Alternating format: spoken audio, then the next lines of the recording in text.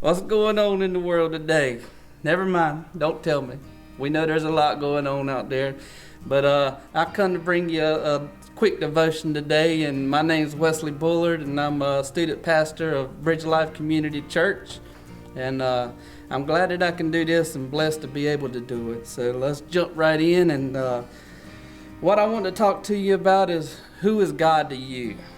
What is God? Who is God? And what does He mean to you? And just that personal relationship that you have with Him. A.W. Tozer writes, so what comes into your mind when you think of God is the most important thing about you. And I find that to be so true when I stopped and think about it. When I first read it, I was like, what does that even mean? But when you think about it, it shapes who you are. If you think of God of like a policeman, like he's looking at you and looking for you to do wrong all the time, you're gonna be walking on eggshells all the time. If you think of him like a cruel judge, you're gonna feel guilty all the time. And if you think of him like a pathetic father, you're just not going to feel love, and the trust won't be there. And that's what our relationship is about trust and faith. And if you believe He's just like us, then you're going to be casual about your sin all the time. You're not going to have a conscience, and you're just going to live your life in sin and not even care. So, and then you're going to miss out on all the friendship, all the love, all the encouragement that He has for you in your life.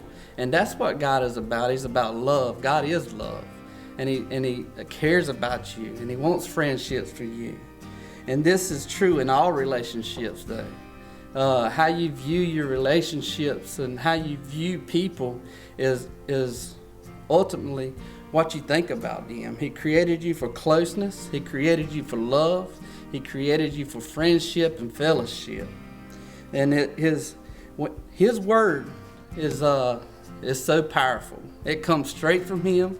We know this from 2 Timothy 3, that all Scripture is appointed by God. And His word is meant to disclose His deep and personal thoughts for you. And your prayer is meant for you to disclose your deep and personal thoughts to Him. So let's think about that just a second. His word and what He tells us is for us. We can use this. We can take it through our daily walk, our daily lives, and apply it. And it helps us to be a better person, not just mentally, but physically. How we view things, how we view people, it shapes us. And this is His guideline and what we are supposed to be doing to really dig deep, and it helps us in our daily walk. And He's there to listen to us, for just to communicate back and forth, to listen to us, to help us get things off of our chest when we need to get it off, to give Him praise and thanks when He does things for us, or healings. He's all about healings and miracles, and I believe that He's the same God yesterday and today and forevermore, and this stuff can happen, and it takes really digging down and leaning in on God for these things to happen. But God is much bigger. He is much more holy, much more loving, and much more wiser than anybody or anything in this world. And I don't think we can really grasp at how big and how powerful and how good our God really is. He is all powerful, all knowing, and He is all wise. He is everywhere at the same time. And there's nothing that takes place that He doesn't know about. And that right there in itself just blows my mind, that he can be omnipresent. He can be everywhere at the same time, hearing everybody and knowing all. And we just can't fathom that in our minds. I want to read you a passage of scripture in Isaiah 25 through 31. So, to whom will you compare me?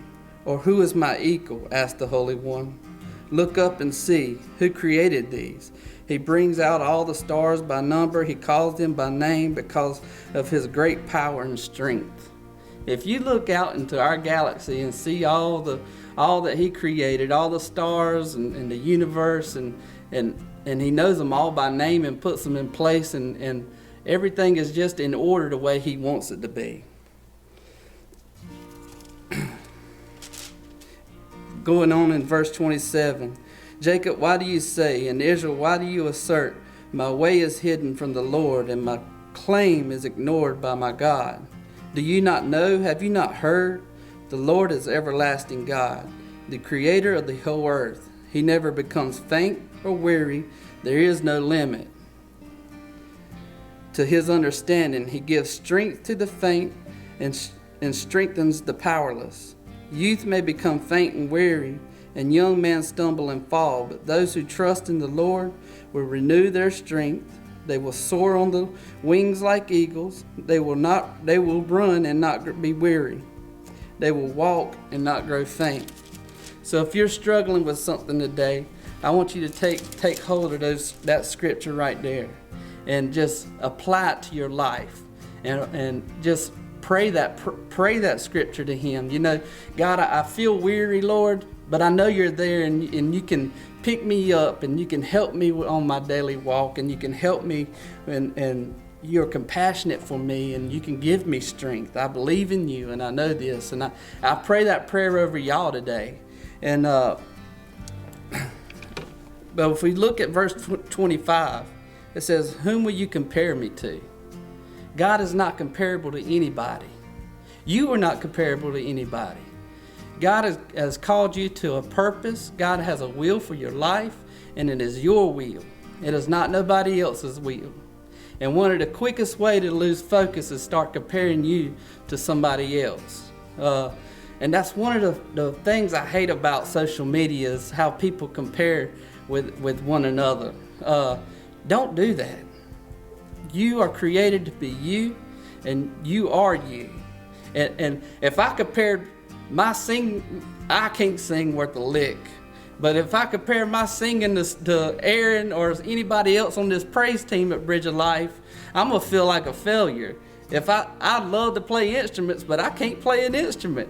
And if I compared my musical ability to somebody else's, I'm going to feel like a failure, because y'all would skip worship service if I was the lead worship singer. I'm going to tell you that right now. But that's not what I was called to do. That's Aaron's calling. That's Miss Kathy's calling, Lisa's calling, and anybody else on the praise team. And we have an awesome praise team here, and it is a joy to worship with them. But I just want to encourage you to stay focused on what God has called you to do. You know what you're good at. And if you seek God with your whole heart and lean not on your own understanding, but acknowledge him in all his ways, he will direct your path. And I just thank y'all for listening to this today. I pray that God richly blesses your heart, and that you have a blessed week. And we hope to see you soon. Love y'all, and God bless.